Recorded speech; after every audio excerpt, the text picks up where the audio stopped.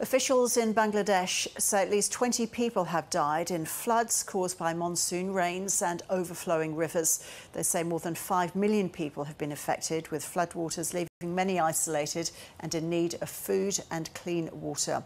Kabita Bose is Plan International Bangladesh Country Director, and she joins us now from Dhaka. Kabita, thank you so much for your time. Can you firstly describe the sort of conditions people are facing and just give us a sense of how devastating the situation is on the ground?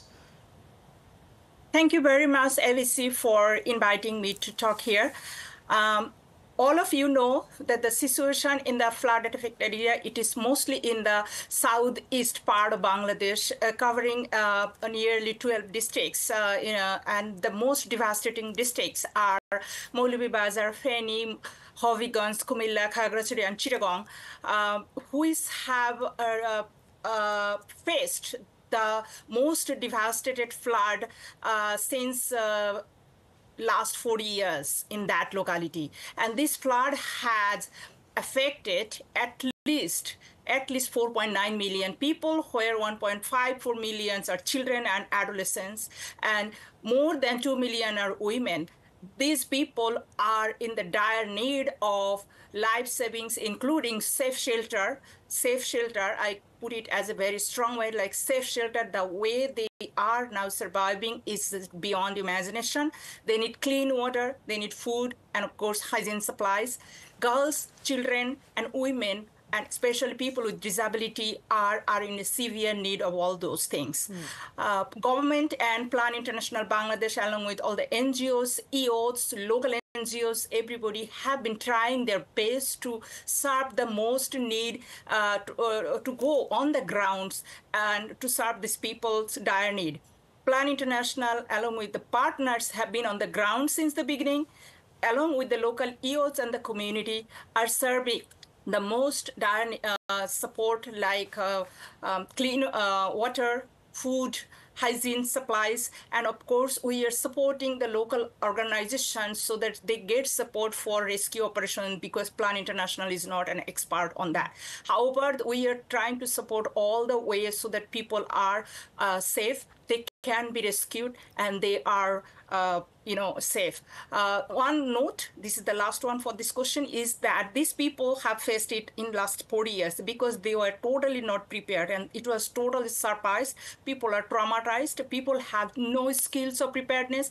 People have no knowledge how to be personally prepared, family level and community level. And it was a total traumatic situation for them. And Kabita, I understand there's been damage to dams in the affected areas as well, which must be making the situation even harder. Yes, you are perfectly right. And there are two dams are broken. And of course, that dams are the nature one. Actually, flood has come and water has come. However, this dam, it could be prevented. And also, it could be organized awareness for the people if we could get the awareness or alert from the India side, if they could alert, so that it could be a good preparedness for the community and also to prevent the dam and everything. So that has created an additional, kind of risk and vulnerability for the people and also in different infrastructure. So how long is it going to take to get people back on their feet, Kabita? This is very, very early stage, that when exactly people can see their own home again, when they can leave their own roof again. People who are on the ground are crying. Our staff are crying because they have never seen these things. Especially, we look at the children and girls and young women who are just helpless, that when we can go back home. The second point is that we are thinking that if there is no rain, if there is no further upstream flood or upstream water from upstream doesn't come, so maybe in 1 or 2 weeks they can see the dry place and they can look at the recovery level, that okay, we need to rebuild our own house, we need to rebuild our own community.